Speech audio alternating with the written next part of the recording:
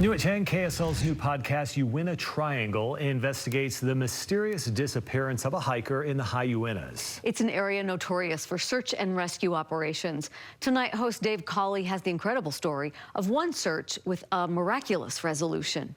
When someone goes missing in the Uinta Mountains, the difference between finding them alive or finding them at all can be a matter of minutes. And that's especially true when the missing person is a little kid. Good evening from the high Uintas, where the search continues for that missing 3-year-old boy. He didn't answer, and I didn't hear him. I didn't see any sign of him. Frantic moments for a mom when her toddler wanders into the woods during a campout. When I started panicking, She raced down the mountain to call for help and break the news to Benjamin Myrup's dad. First thing she says, Benjamin's missing, and you're like, you're kidding, right? when I told him that I couldn't find my son, it was the 911 operator clicked over, very serious. Where was he seen last? What was he wearing? And it just became this really big deal really quickly. Volunteers rushed to the Uintas to help look for Benjamin. We have 100 searchers who are looking for him at this hour. We had dogs come, there was airplanes and helicopters flying. Like, it was a massive amount of people.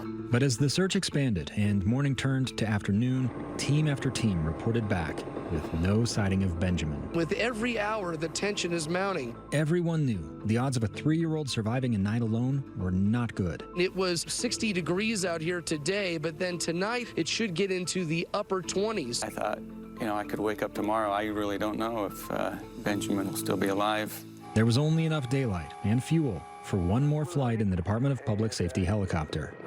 Wearing a dark blue hoodie and blue pajama bottoms. They saw a flash of blonde hair through the pines, thinking it might be a deer, but it was Benjamin, about a mile from camp, dangerously near the Provo River. The helicopter pilot found him and just started hovering right there, and then they sent the people in on foot and grabbed him. Relief as rescuers reunited the lost boy with his parents. We are grateful that we have our baby back and he's safe. Did he realize he was lost? Did you know you were lost? All these years later, Ben has few memories of his time lost in the Uinta Triangle. And I turned around and I couldn't find my way back. And then I remember sliding down a steep slope. And I remember like a river and taking my shoe off, and then it disappears. The speed with which searchers saturated the area made the difference. I think if we hadn't have had that kind of response, he would not have been found. We were lucky that Benjamin was found because there's so many missing kids, teenagers that never have been found. The farther one wanders, the greater the challenge of finding them. There's sometimes I'll just stop and be like, wait a second, I could have stayed lost. Ben was lost for 8.5 hours. I never would have found him on my own. I wouldn't have. And the amount of people that showed up for just this one little person, all the people that came together just to find him, I couldn't imagine my life without him. It was one of the best moments of my life to get him back.